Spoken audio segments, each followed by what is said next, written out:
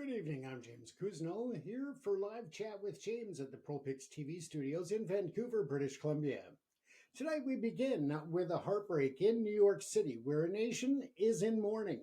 We'll have an in-depth report on the mass shooting in a Manhattan office tower that has left 5 people dead, including a police officer, and a city grappling with another senseless act of violence. We'll get to that story in just a few minutes. Closer to home, a war of words between Victoria and Ottawa. Premier David Eby accuses the federal government of structural unfairness over ferry funding. As Prime Minister Carney slashes rates on the East Coast, we'll break down the dollars and the deep-seated tensions. And turbulence ahead for summer travelers. Air Canada's 10,000 flight attendants begin voting on a strike mandate today, demanding an end to what they call poverty-level wages and unpaid work. Plus, the fallout from the Surrey policing transition and the ever-ballooning cost of the North Shore's new sewage treatment plant and what it means for your property tax bill. First, we'll go to Manhattan. Now, as we touched on at the top of the hour, there is, of course, a lot of questions coming out of New York City at this hour in relation to the shooting that took place at a Park Avenue office tower. Now, we do know more information is coming out about this shooter and about the situation that has happened. Now, as we talk about this, yesterday, for those who have not heard, a gunman opened fire inside a busy office building, leaving a trail of devastation. Tonight, now that it's 12:04 a.m., where I'm at the studios in Vancouver, so it may be a different time zone where you are. But in any event, that left a trail of destruction and devastation. We know that at least 5 people were killed, their lives cut short in an attack that once again forced America to confront its epidemic of gun violence. Among the dead is a New York City police officer, one of the first to respond to the scene.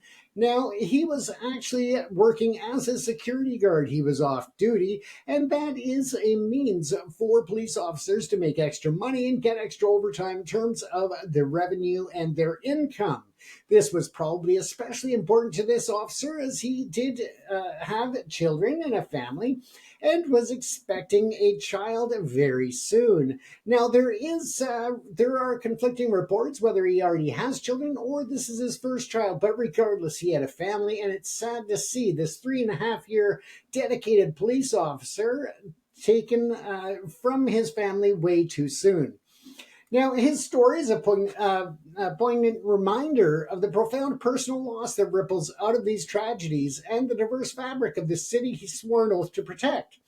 He was an immigrant from Bangladesh, and as I said, him and his wife were expecting another child or their first child very soon. So again, he moved to New York, presumably to the United States, in search of achieving the American dream.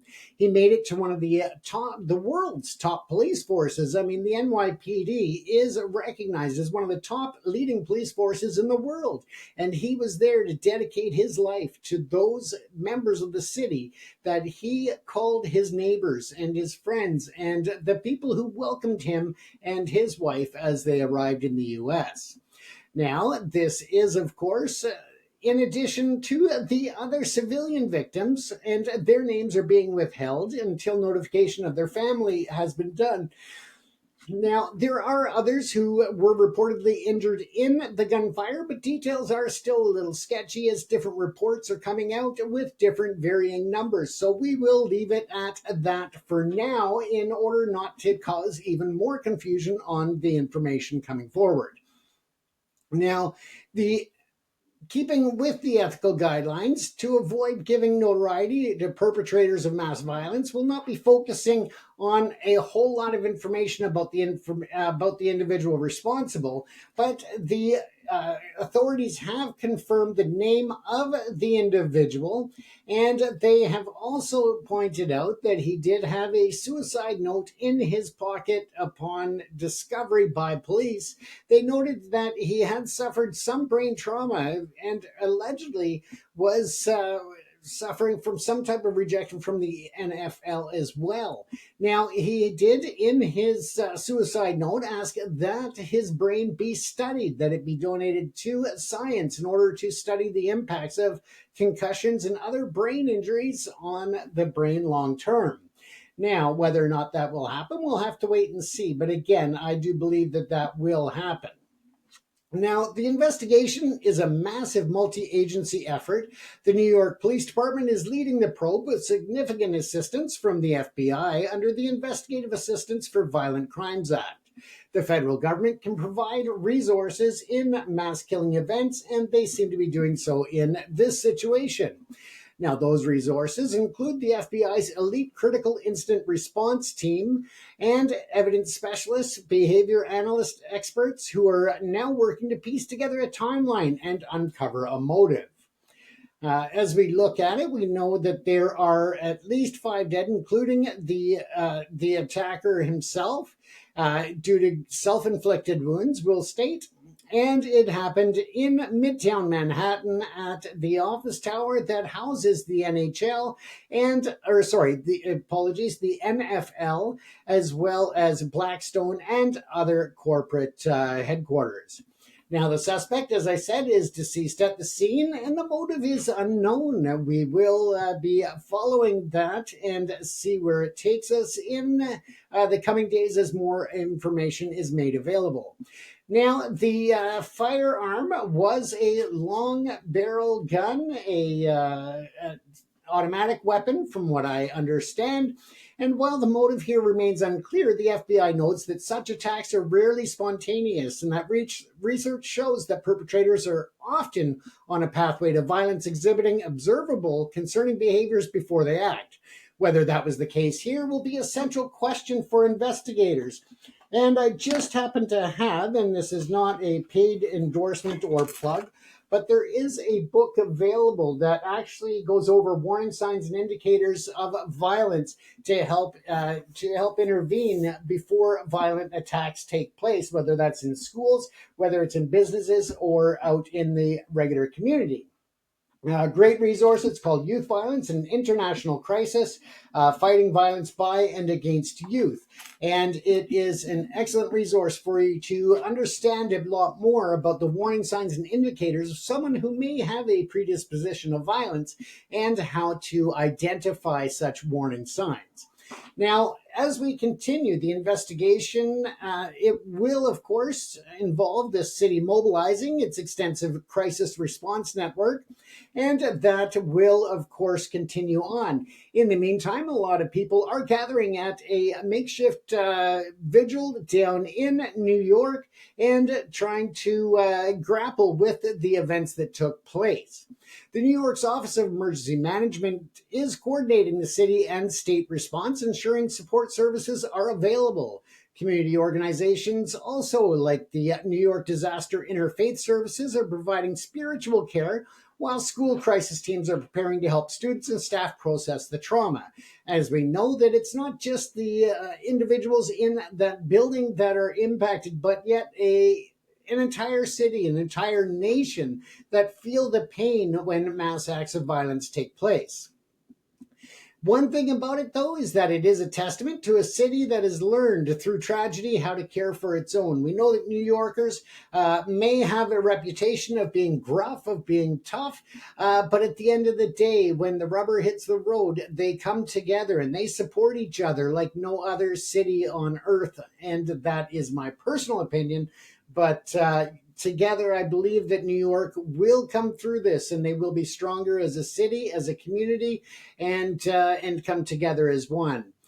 When we look at this, we also wanted to just point out that if you are feeling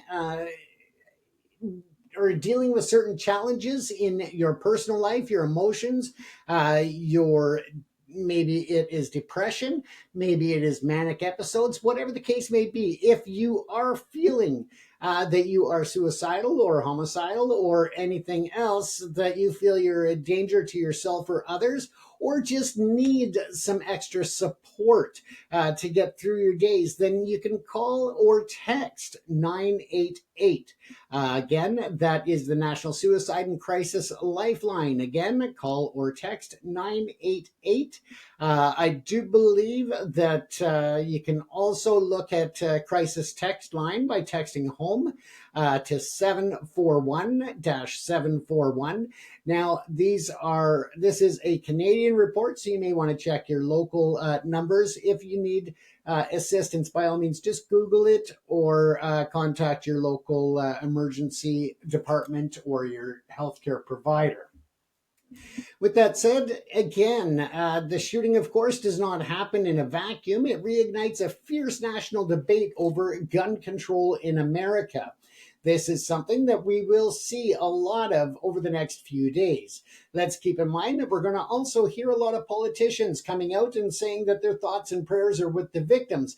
But again, thoughts and prayers is not what they need. People need some type of restrictions on guns, on gun ownership, as that is what saves lives, not hopes and prayers. Now, as we talk about this, the alleged individual who perpetrated this act. Again, we're not going to spend a lot of time to glorify this individual or give them a lot of notoriety, but I think that it is very important to understand that this, again, was someone with mental health issues, brain injuries, and other points that definitely could have been indicators to a concern of issuing a concealed firearms permit. And he allegedly had that issued from Las Vegas Metropolitan Police. And again, this is being reported and come across our desk, so we wanted to bring it to you. That said, of course, we know that different states have different regulations, different areas when it comes to whether it's concealed carry permits or whether it is open carry permits and so forth. So again, the regulations differ from state to state, but it's time that they take a serious look at the options to try to control the gun violence in the U.S. At the same time, I also agree that there is something to be said for the balance of responsibility. And when I say that, I mean that gun ownership should come with a responsibility that you need to take in order to have that license and maintain your license for your weapons. I don't believe in gun restriction completely. I do believe that there is a certain ridiculous level that you can argue when it comes to, AK-47s and such being on the market. There's no place for those in society, in my opinion, outside of law enforcement and military. I don't believe that they are needed to hunt rabbits. I don't think they're needed to hunt pigeons or other types of wildlife. Let's be honest about it. It's about the fascination with weapons, this sense of control and power that individuals get when using firearms. And most people are responsible. They go to the firing range, they get training, they've handled them well, they lock them up properly and securely in gun safes. And it's a small number of people that act out in ways such as this alleged accused individual. With that said, again, going even further, it is rare that we see the deaths by gunshots by registered owners. A lot of times they are guns that end up in the hands of criminals because A, they were smuggled, B, they were stolen, or other nefarious means of obtaining those weapons. It's not usually the legal owners that are the issue. And with that said, of course, there are exceptions. And here we see that this individual had a concealed firearms permit and he had that long barrel gun. So again, we look at that, and there are exceptions, as I said, to every rule. But again, it's a matter of responsible gun ownership combined with responsible gun regulations. And I think that there is room to be fully compliant with the Constitution and amendments, while at the same time balancing that with the need for public safety and the safety in communities, schools, businesses, and elsewhere. And so again, that's my feeling on it. Once again, for anybody of interest that was just asking in the chat rooms, The book, again, was called Youth Violence, an International Crisis, and it's fighting violence by and against youth. But again, it has amazing resources in there to be able to help identify warning signs and indicators of someone who may be looking to act out in a violent manner, especially in mass acts of violence. The ISBN number on that is 9781449983529.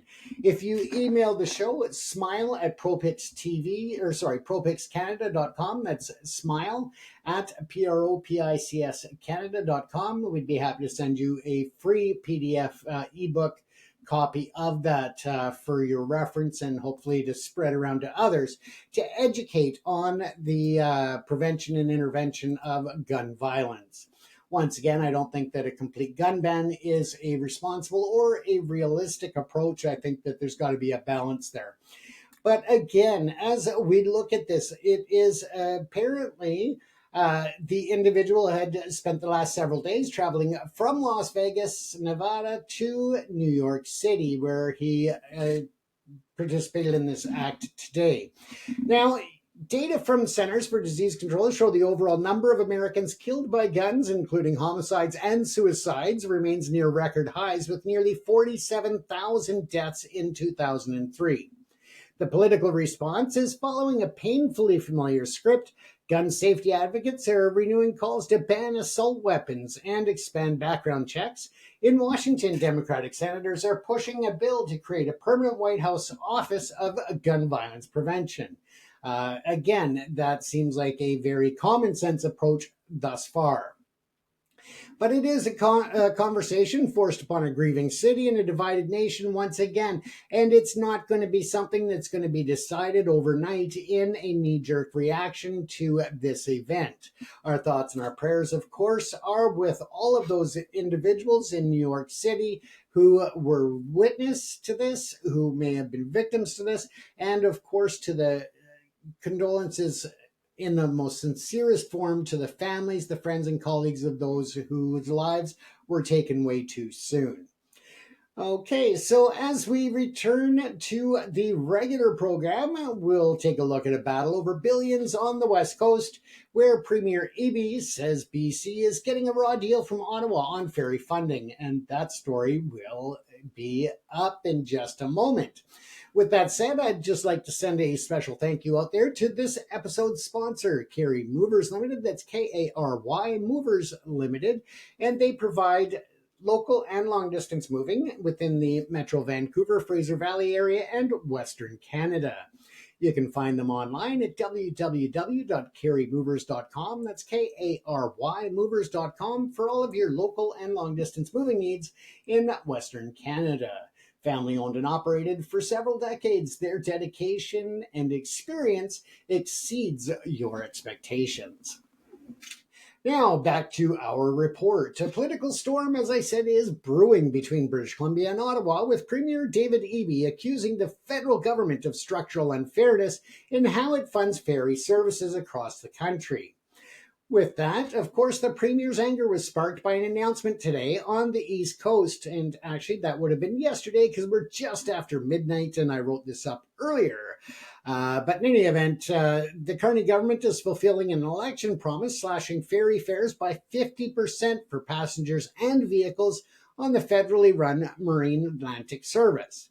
Tolls on the Confederation Bridge to PEI are also being cut. Premier Eby says BC ferry users deserve the same treatment, pointing to a staggering disparity in federal support. Now, for those of you unfamiliar, BC Ferries is a service that provides not only ongoing service to various points on Vancouver Island, but also is the main secure transportation network that services not only the local islands here off the coast of southern British Columbia, but also in northern regions as well, and acts as a lifeline for those communities, whether it's for grocery and servicing, or if it is for the residents to get to the mainland for doctor's appointments, medical treatments, and so forth. So again, a very complex issue, but at the end of the day, it is David Eby, the Premier of British Columbia, who's fighting with Mark Carney in Ottawa in the interest of bringing the prices down for British Columbians who rely on the BC ferry service for their daily lives and for sustainability in those regions and on those islands. Now, when we take a look at that, the the federal ferry subsidy per user in Atlantic Canada is approximately $300 coming from the government, whether that is federal or provincial, but it is that is federal. Sorry. So in Atlantic Canada, the federal subsidy per user is about $300 per year.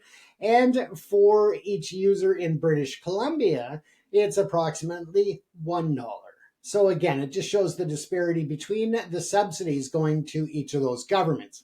I don't know what the numbers are in terms of tourism use and other non-essential service for the ferry services, but I do know that here in British Columbia, there is a vast number of tourists that use the BC ferry services each and every day at all points throughout the province. And that, of course, brings in revenue in addition to the daily use by commuters and by residents of those islands. Now, the federal government argues the situations are different. Marine Atlantic is a federal crown corporation, a constitutionally mandated service. BC Ferries, on the other hand, was privatized by the province in 2003 and operates as an independent company. So again, very important distinction there. But the Premier, on the other hand, says that the distinction doesn't excuse the imbalance. The dispute is further complicated by a recent controversy over shipbuilding. Ottawa publicly criticized BC Ferries for contracting a Chinese state-owned company to build 4 new vessels. Yet, as EB has pointed out, Marine Atlantic recently received a new ferry paid for by Ottawa with the very same builder in China that BC Ferries has recently awarded the contract to. Now, it's a frustration that taps into a deep vein of Western alienation, the long-held sense that federal policies often favor Central and Eastern Canada at the expense of the West. So we'll have to just keep an eye on that story and see how it develops and see if we get anything for our money here on the West Coast. Now, again, cheap viewers, can we get this same person? Well, it might not be the same person, but the same type of spam that they're sending in the chat room. So I apologize for that. Botanical Following B, again, just trying to promote their service. I appreciate that. It's coming in from Twitch. But again, we do not pay for viewers. We just strictly work on organic growth and organic viewers. So I appreciate you reaching out, Botanical Following B, but we do not pay for followers. Now let's move on to another story, and that is the Metro Vancouver Board has voted to pause an independent review into the project's catastrophic cost overruns. And as we are talking about that, we are talking, of course, about the North Shore's new wastewater treatment plant. Now, this has been an ongoing controversy for years as it's progressed or lacked of progress. But the board says the review can't proceed until its legal dispute with the plant's former contractor, Aconia, is resolved, or Akionia, whatever their name is. And this, again, is the former contractor who is no longer associated with the project. However, it is in the midst of litigation. Now, critics, including some North Shore councillors, are calling it an attempt to duck accountability. And that, of course, is that independent review that should move forward regardless of the civil litigation that's taking place. Now, they argue the real cost explosion happened after Metro Vancouver fired the original contractor in 2021. Once again, we will have to watch and see how this continues to just drag out. The original estimate of the project from 2018 was $700 million. And in 2021, the budget ballooned to $1.058 billion. Now, the current estimate has skyrocketed even further and more than tripled to a rate in 2024 totaling $3.86 billion. Now, the completion date is, of course, delayed. It was supposed to open 4 years ago and is now looking at not opening until 2030. Now, that's nearly $4 billion price tag is being passed directly to the taxpayers. Again, in a time when taxpayers across the nation are already grappling with rising costs, with inflation, and the questions about what the Bank of Canada is going to do in September when it comes to interest rates. As we look at that, the homeowners are now facing an extra $590 per year on their utility bills for the next 30 years. And that is just for this one project. Homeowners in Vancouver will pay an extra $150, with other parts of the region seeing hikes as well. Now, the financial fallout is so severe that Metro Vancouver recently announced it's deferring $1.1 billion in other planned infrastructure projects across the region.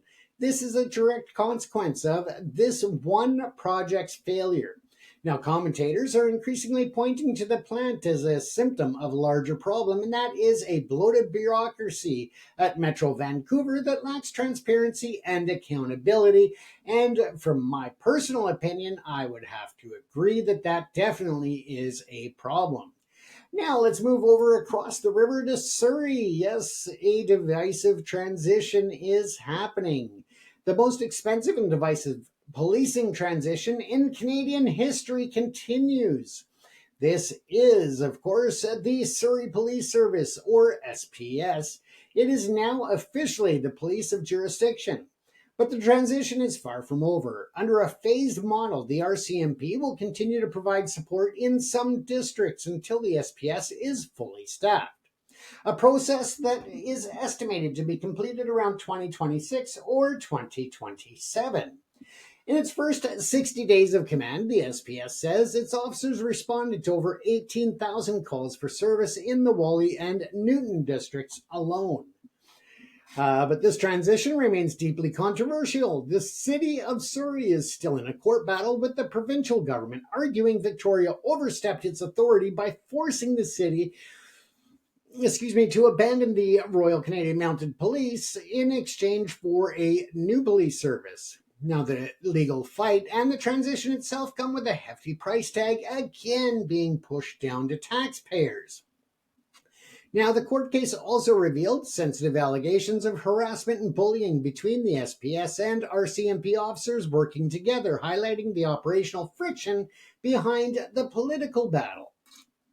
Now, let's move on to some labor turbulence and why unpaid work won't fly. Finally, tonight, summer travel plans could face significant disruption as Air Canada's flight attendants move one step closer to a strike. Voting begins today for more than 10,000 flight attendants at Air Canada and Air Canada Rouge. The vote on a strike mandate will run until August the 5th. If members approve and no deal is reached, a strike could begin as early as mid-August. I don't know where I got April from. The union, though, CUPE, says its members are at a breaking point. They are looking for, in terms of their key demands, is better pay, and the union says entry-level wages are unsustainable. An end to unpaid work, an average of 35 hours a month is unpaid, and improved pensions and work rules. Again, we'll watch and see how that plays out, but the core grievance is, of course, the unpaid work. The union says flight attendants are not paid for an average of 35 hours a month for critical duties like pre-flight safety checks, boarding, and deplaning. Their current contract is a decade old, and they say wages have fallen far behind inflation. This dispute is a wider trend of labor action across Canada in the wake of the pandemic. Unions are seeing renewed support and are more willing to use strike action to secure better deals, as seen in the recent disputes at WestJet and Canada Post. Let's make note, though, that the Canada Post dispute is not yet resolved either. Now, that is our main broadcast in terms of our news stories and events that were making headlines locally and around the world today. Once again, we will update you tomorrow night's show, and that will be, of course, updates on the incident in New York and other headlines and news stories that are making the rounds tomorrow at this time. Once again, you've been watching ProPix here. Coming to you from here in Vancouver, British Columbia. I'm James Cousineau. Let's stick around here, though, and talk hockey. The Vancouver Canucks, again, have made a bunch of moves this offseason after a very dismal performance in the previous season. Now, we will take a look at the Vancouver Canucks and what we can hope for looking ahead. Again, these are opinions and statistics as well as other information. So again, let's take a look at what we think is going to be happening with the Vancouver Canucks in the 2025-26 Vancouver Canucks season. Yes, they are at a crossroads in Canuck country, and this is an in-depth analysis of our Canucks coming up. Now, the 2025-2026 Vancouver Canucks season stands as a critical inflection point for an organization navigating the turbulent waters between contention and a potential teardown. Following a 2024-2025 campaign defined by profound disappointment and a stark regression from the year prior, management has orchestrated one of the most aggressive and transformative off-seasons in recent memory. The narrative for the upcoming season is one of rapid, high-stakes retool, eschewing a patient rebuild in favor of an immediate foundational change. The report will detail a franchise in flux, examining the core themes that will define the Canucks' journey. The organization has initiated a complete cultural reset. This is beginning with a new look coaching staff under the command of Adam Foote, tasked with rectifying the perceived lack of compete and accountability that plagued the team. On the ice, a series of bold roster moves, highlighted by the acquisition of veteran power forward Evander Kane and the surprising retention of star winger Brock Boeser. And for my personal opinion, folks, I am coming to you from Vancouver, so I have been a diehard Vancouver Canucks fan since I was a kid, and I am really happy to see Brock Boeser staying in Vancouver. I really hated to see or even think about him leaving the organization. Now we hope that will inject grit, address scoring depth, and reshape the team's identity. These win-now maneuvers are underpinned by a foundational bet on revitalization of its core stars, particularly with the franchise center, Elias Pettersson, to steer the team back to the Stanley Cup playoffs.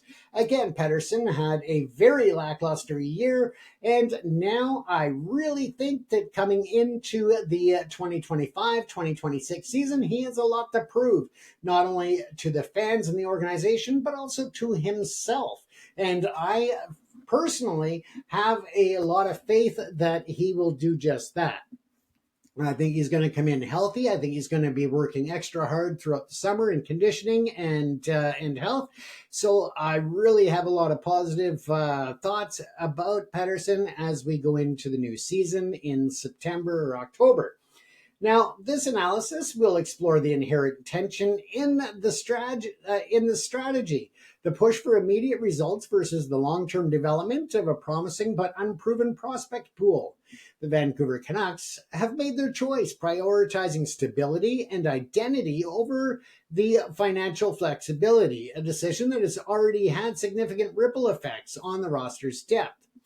The season ahead is not merely about wins and losses, it's a referendum on this core group's ability to lead and a test of whether this aggressive overhaul can truly forge a new winning identity here in Vancouver. Now, let's take a look at the anatomy of a collapse, the deconstruction of 2024-2025 campaign. Before we look forward, we'll take a quick look back. Now, to understand the sweeping changes of the 25 off-season, one must first dissect the comprehensive failures of the 24-25 season. After a promising 2023-24, the subsequent campaign was by all accounts a lost season where just about everything went sideways. The team finished fifth in the Pacific Division with a record of 38-30-14 for a total of 90 points.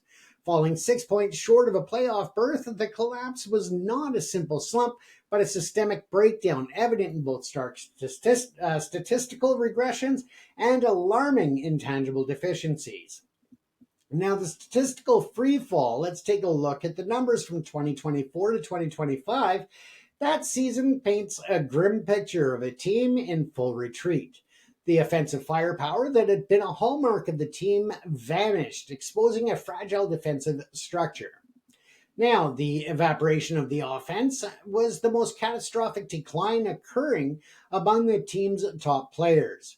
The top 5 scorers from the previous season saw their collective point production plummet by an astonishing 135 points, while Captain Quinn Hughes delivered another brilliant individual season, producing 76 points in just 68 games. He was an outlier.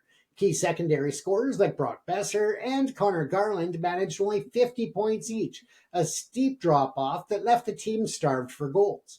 The team finished 23rd in the NHL with only 233 goals, for a clear indicator of their offensive struggles. Now, let's not forget the defensive decay. More alarming than the offensive drought was the complete erosion of two-way play from the team's best players. The same group of top offensive contributors who posted stellar collective plus minus 146 rating in the 2023-2024 cratered to a dismal minus 49 in 2024-2025. Now, this 195-point swing is indicative of a team that was consistently on the wrong side of the puck. Players like Besser finished with a minus 25 rating, underscoring a lack of defensive commitment that permeated the lineup. The team's overall goal differential settled at minus 18, allowing 251 goals against, which ranked 18th in the league.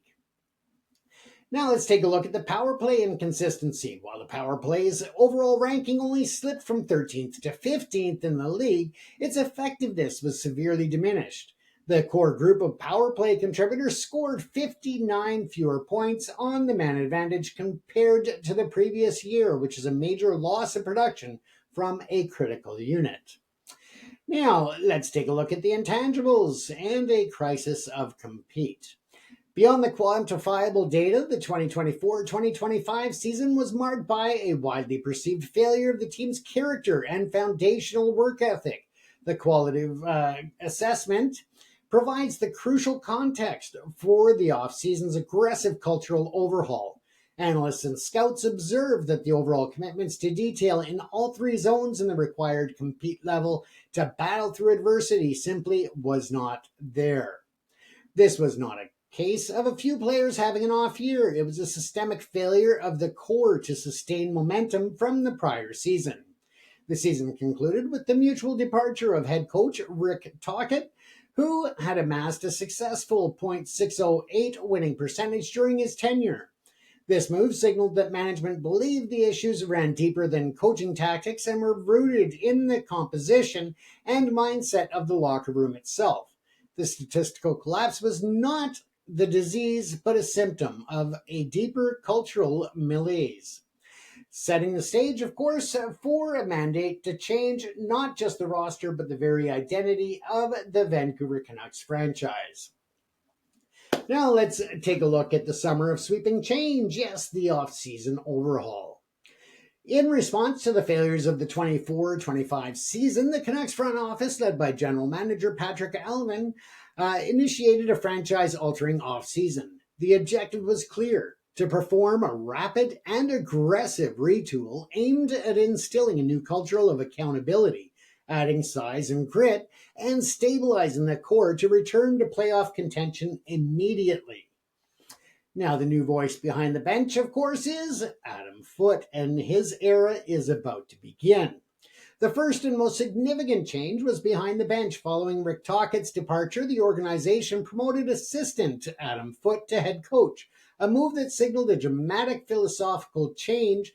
And Foote, a revered former defenseman and 2-time Stanley Cup champion, is known for his toughness and uncompromising standards. I recall watching him play for many years and always a fan favorite. His hiring was a direct answer to the compete level issues that plagued the team, with the expectation that he will instill the rough and tumble style of hockey he was known for as a player. Adam Foote promptly rebuilt his coaching staff, prioritizing individuals who were good teachers, good communicators, and good people.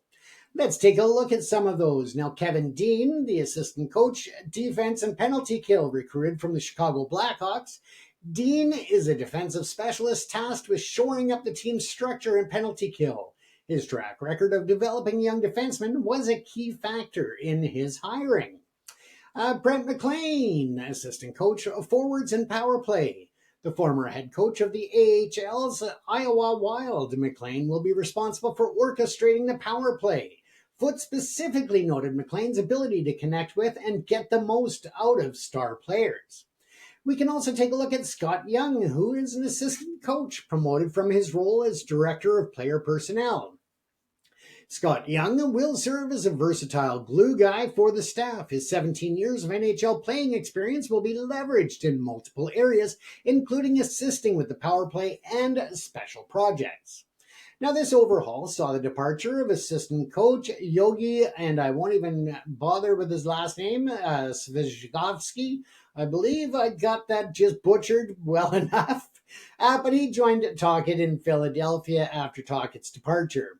Now, defensive development coach Sergei Gonchar, who we all know, or at least most of us do, of a certain era, and video coach Dylan Crawford, marking a clean slate for the new regime. Now, the roster reconstruction, of course, it's a transactional deep dive here. The coaching change was accompanied by a flurry of roster moves designed to align the on-ice personnel with Foote's vision. Management prioritized stability for its core players while adding specific elements of size and toughness, even at the cost of valuable depth pieces and future assets. Let's take a look at that. Now we've got Evander Kane as an arrival, trade from Edmonton on a one-year contract, and that is an AAV of $5.125 million. John Oliver Joseph, arrival, free agent, signed at 1 year at $775,000.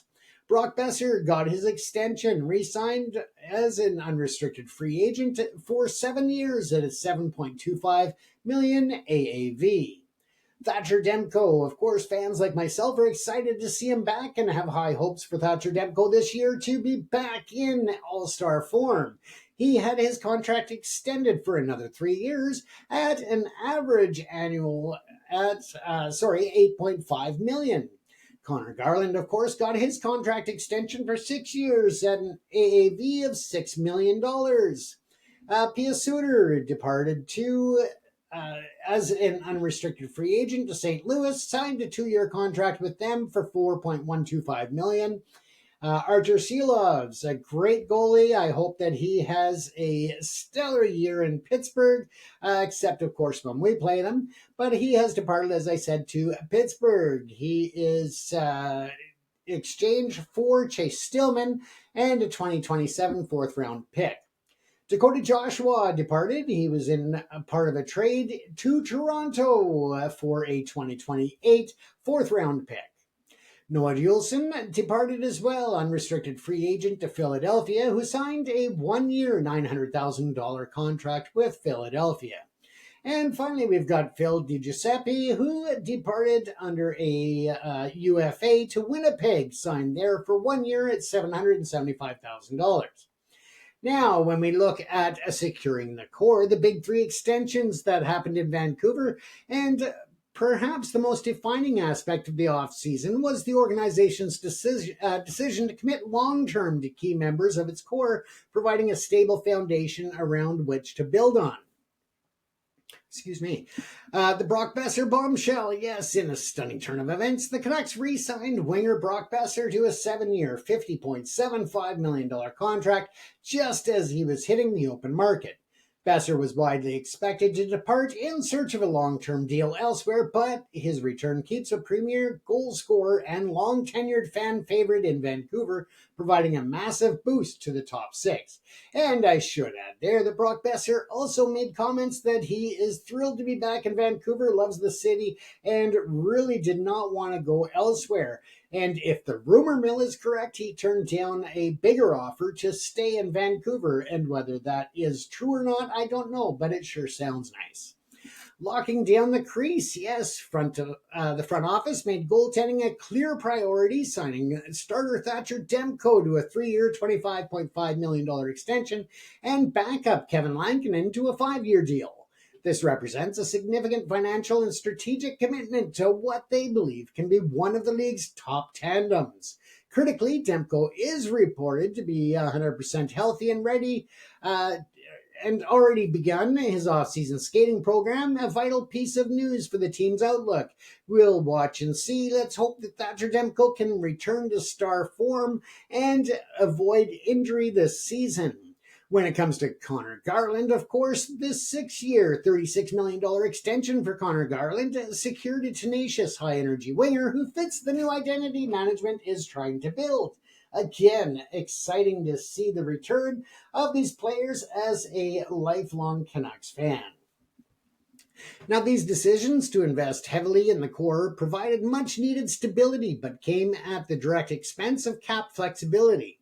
The substantial financial commitments made it impossible to retain a key versatile player like Pius Suter, who signed a very reasonable contract with the St. Louis Blues.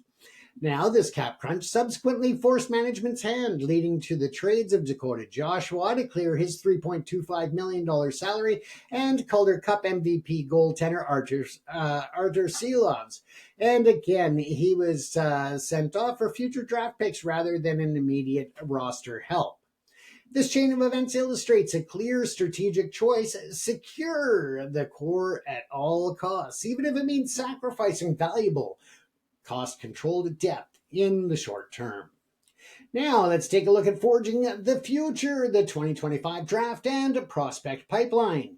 Now, while the front office made aggressive moves to improve the NHL roster, they also sought to restock the organizational depth chart through the 2025 NHL entry draft. The strategy was clear and consistent with the broader organizational shift, targeting high motor, high character players with strong two-way games, particularly at the center position. Now, the 2025 draft class, a bet on motor and two-way play. Yes, the Canucks selections reflected a desire to build a pipeline of diligent, defensively responsible forwards who can contribute in multiple facets of the game. Who were they? Well, we've got Brandon Coots, Alexei Madved, and I probably screwed that up. Madved, sorry, I apologize. So Braden Coots, came from Seattle, the WHL, and Alexei came from London in the OHL. Then you have Kieran Durbin, a center coming from Kingston from the OHL. We have Wilson Bjork, a left-wing center coming from the IFJ 20 League, I guess. And then we have Gabe Sheriat, a right wing from Brampton in the OHL, and Matthew Lansing, a center from Waterloo, Fargo, and that is a part of the USHL. We do have the stats here on the screen, as you can see. If you want to pause the screen and take a look at the 2024-25 stats, by all means, feel free. Now, first-round pick, Braden Coots is the headliner, a player lauded for his relentless motor and 200-foot game, drawing comparisons to a hybrid of Brendan Gallagher and Zach Hyman. The selection of a calm, methodical goaltender in Alexei Medved is the second-round excuse me, sorry folks, frog in my throat, in the second round provides a high upside perspective for the future, and the subsequent picks of Durbin, Bjork, and Sheriat, as well as Lansing, all fit the mold of hard-working, versatile forwards with strong defensive instincts. So a lot of expectation coming out of the Canucks organization, but also a lot of commitment to develop these players in the long term. Now, let's take a look at the prospects on the cusp. Of course, beyond the new draft class, several key prospects are nearing NHL readiness and will be crucial to the team's success both this season and in the future. Jonathan Lakermacki, of course, right wing after a 24-game NHL stint last season where he showed flashes of his elite goal-scoring ability with 3 goals and 3 assists. Lakermacki is on the verge of a full-time role. He possesses the best pure shot in the Canucks system and has the potential to be a top 6 weapon. However, he has committed off-season to add to the physical strength required to the rigors of an 82-game season. The re-signing of Brock Boeser crucially removes the immense pressure for Lakermacki to be an immediate offensive savior. Then we have Aatu Räty, center. Again, the departure of Pia Suter has opened a significant opportunity for Aatu Räty. Now waiver eligible, he is guaranteed a spot on the NHL roster and is the leading candidate to anchor the third line and play a key role in the penalty kill. Räty's development was a major positive last season. He demonstrated remarkable proficiency in the face-off circle with a 57% win rate and showed growing chemistry with his line mates. He continued emergence as a reliable two-way center and is vital for the team's depth. And then we skip down to Tom Willander. Yes, a defensive player, widely considered the closest to a sure thing in the prospect pool.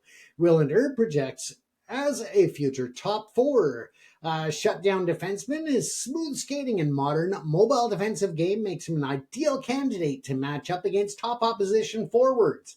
The primary question surrounding Willander is his offensive ceiling and whether he can develop the puck-moving skills necessary to complement a top pairing.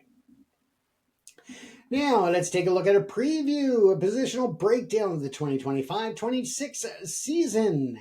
Yes, with the offseason thus settled, the Canucks' 2025-26 roster has a distinctly new look and feel. The team is built from the net out, relying on elite goaltending, a mobile defensive corps, and of course a revamped forward group designed to be tougher and more balanced. As we look, there are different options and different positions and different lineups, but let's take a look at what we think may be the opening night lineup so far. On the first line, we would see left wing Evander Kane, center Elias Pettersson, right wing Brock Boeser, left defense Quinn Hughes, and right defense Flip Hronek, and of course goalie being Thatcher Demko. Back up in all of these, of course, would be Kevin Lankinen in goal. So, yeah, we don't need to do that for each of the lineups. But let's go to this number 2 line. And that would be left wing Jake DeBrusk, center Flip Scheidel, Connor Garland on the right wing, while left defensive play by Marcus Pettersson. Right defensive player would be Tyler Myers. Let's go on to the third line. Yes, Nils Höglander on the left wing. In center would be Aatu Räty, and right wing Kiefer Sherwood, while on left defensive play would be Derek Forbort, and right defense would be Elias Pettersson, not the same as the first. Yes, we're adding all of these Petterssons to make it fun for the announcers. Now, on the fourth line, of course, Drew O'Connor, Teddy Bluger, Linus Karlsson, and Pierre-Olivier Joseph. And then, of course, sitting there as an extra would be Max Sasson. So that's our prediction for the lineup projection, and that's based on an analysis from various sources. Now, when it comes to the goaltending foundation, of course, the tandem of Thatcher Demko and Kevin Lankinen is the team's undisputed strength. A healthy Demko is a perennial Vezina Trophy candidate, and his performance is the single most critical factor for the team's playoff aspirations. If we're going to make it that far this year, yes, we are. Lankinen provided to be a reliable backup last season, posting a .902 save percentage behind a struggling team. Together, they provide the stability and high-end talent necessary to steal games and keep the Canucks competitive on a nightly basis. Now, with the upgrades and the changes going on from the coaching staff and management, right down to the defense, the offense, let's hope that the goalies can see their numbers improve as well, as they are going to hopefully have a bit stronger play in front of the net. Now, in terms of the blue line, led by their Norris Trophy caliber captain, Quinn Hughes, the defensive corps remains largely intact from last season, and the top pairing of Hughes and Flip Hronek provides an elite combination of puck-moving ability and offensive dynamism. Now, the supporting cast featuring the steady Marcus Pettersson and towering Tyler Myers will be counted on to provide stable, consistent minutes. The primary training camp battle will be for the third pairing and seventh defenseman roles, where rookie Elias Pettersson, the defenseman, will compete with veteran additions like Derek Forbort and Pierre-Olivier Joseph, and they will battle for ice time. We'll see how that turns out. Hopefully, they will all be in the running. Now let's take a look at the forward corps. Yes, a new identity. The forward group has undergone the most significant transformation, the additions of Evander Kane and the emergence of Kiefer Sherwood, who set a new NHL single-season record with 462 hits last year. Dramatically, that alters the team's physical identity. The top six features a potent mix of skill and sandpaper. The projected top line of Kane, Pettersson, and Besser has the potential to be a dominant force if Pettersson returns to form, which I personally have high hopes and high belief that he will. The second line of DeBrusk, Chittle, and Garland offers a blend of goal scoring and relentless energy, while the bottom six appears more structured and defensively sound, with Ratty and Teddy Bluger providing stability down the middle, flanked by energetic wingers like Hoglander and Sherwood. Now, the critical question and key storylines for 2025-2026. Of course, the upcoming season is fraught with high-stakes questions that will determine the franchise's trajectory. The answers to these questions will define whether the offseason overhaul was a success or a misguided gamble. Now, of course, at the top of that, can Elias Pettersson reclaim his elite form? This is the paramount on-ice question for the Canucks. After a statistically disappointing season, Pettersson enters the second year of his 8-year, $92.8 million contract. Yes, it's unbelievable to see these numbers in contracts at the Canucks level, because I remember going back to, well, we won't even go about my age here, but yes, it definitely has come a long way. Now, the team's entire offensive structure is built around him. For the Canucks to have any hope of playoff contention, Pettersson must rebound and reestablish himself as the dominant 90-point-plus player that he should be as a first-line center. Now, the Flip Chittle gamble is the new to see the answer. Management has placed a significant bet on Philip to solve their long-standing second-line center problem. While immensely skilled, Chittle has a history of injuries that makes him a high-risk, high-reward proposition. His ability to stay healthy and handle the demanding two-way responsibilities of the position is the biggest unknown on the roster. The front office's reported continued search for another center suggests they are hedging this bet. Now, when we look at the Evander Kane effect, catalyst or complication, yes, that is the question. Acquired for a mid-round draft pick, the Vancouver native brings a package of size, toughness, and goal scoring that the team desperately lacked. Playing in his hometown on what is essentially a one-year prove-it deal before he hits the free agency market, Kane has every motivation to perform well here.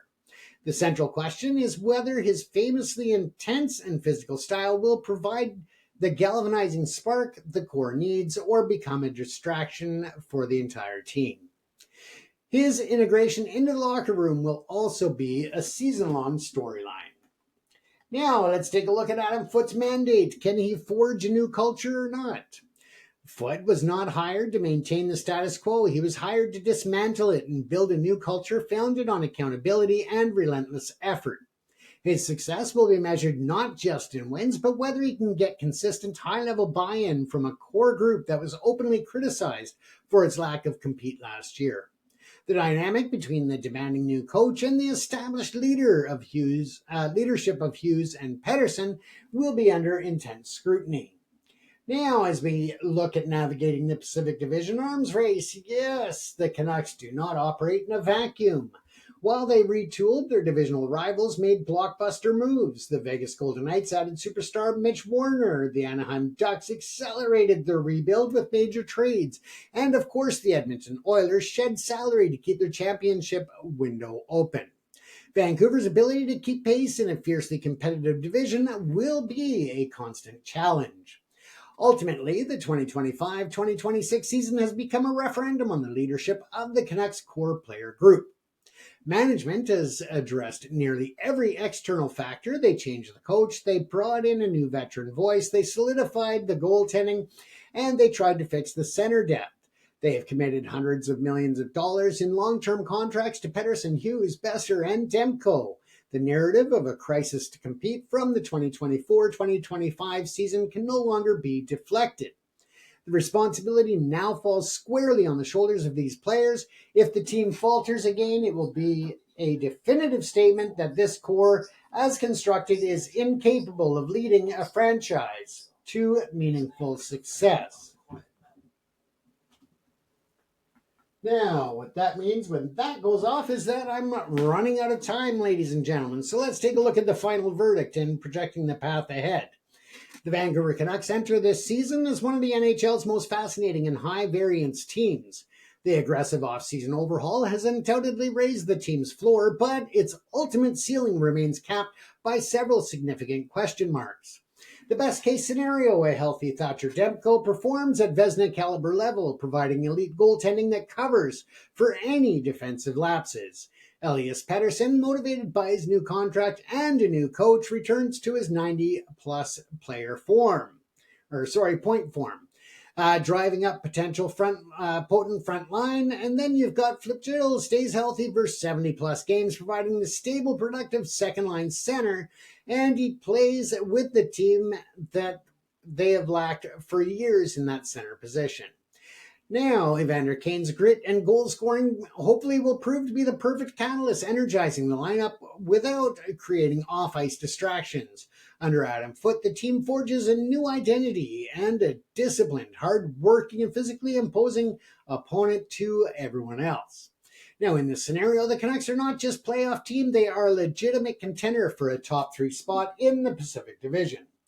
Now let's take a look at the worst case scenario. If Pettersson's offensive struggles from last season persist, creating a massive hole at the top of the lineup and questions about his contract. Now Chettle's injury issues, if they resurface, that'll force the team to once again scramble for center depth and exposing a critical weakness. The secondary scoring, if that dries up, then the team becomes overly reliant on its goaltending. The core group chafes under Foote's demanding style, leading to friction in the locker room. If this is the outcome, the Canucks miss the playoffs again, forcing the front office to confront the failure of its retool and begin a far more painful long-term rebuild. In terms of the final projection, the Canucks have improved enough to avoid another complete collapse. Their goaltending tandem is too strong, and the roster possesses too much individual talent to finish in the league's basement. However, they are a team teetering on the edge. Their success is precariously balanced on the health of top key players such as Demko and Chittle. Now, the performance we also need to look at of one superstar, Elias Pettersson. They will be a tougher, more physical team to play against, but their lack of proven high-end depth down the middle remains a significant concern in a powerful Western Conference. The most likely outcome in a season-long battle on the playoff bubble, where they find themselves fighting for the wild card spot. They're no longer a lottery team, but they are not a lock for the postseason. The season will be a true test of their new identity and resolve of the core. So let's see, let's hope, let's keep our fingers crossed because, hey, the Canucks are my team. They have been since I was a kid. So again, I'm all in on the Canucks and I hope that everyone else is as well. Let's support the team and let's cheer them on starting on opening day and even the preseason to make sure that they step in the right direction and know the fans still love them. Now, that is all that we have time for in tonight's live chat with James. That's the other show I host on a different channel. But in any event, thank you for tuning in once again to Live Chat with James here at ProPix TV in Vancouver, British Columbia. Don't forget that if you have story ideas or if you have something that you would like us to do the research and a deep dive into, by all means, reach out and let us know. Also, feel free to leave your comments about today's episode, any of the stories that we touched on, and again, just leave your thoughts. Also, we love to know where you're watching from. So, regardless as to whether you're watching from down the road here in South Surrey, British Columbia, and White Rock, or if you are in the middle of the Sahara, by all means, let us know. We'd love to know where the viewers are watching from. Once again, I'm James Kuzno of ProPix TV in Vancouver, British Columbia. Take care, everyone. Stay safe.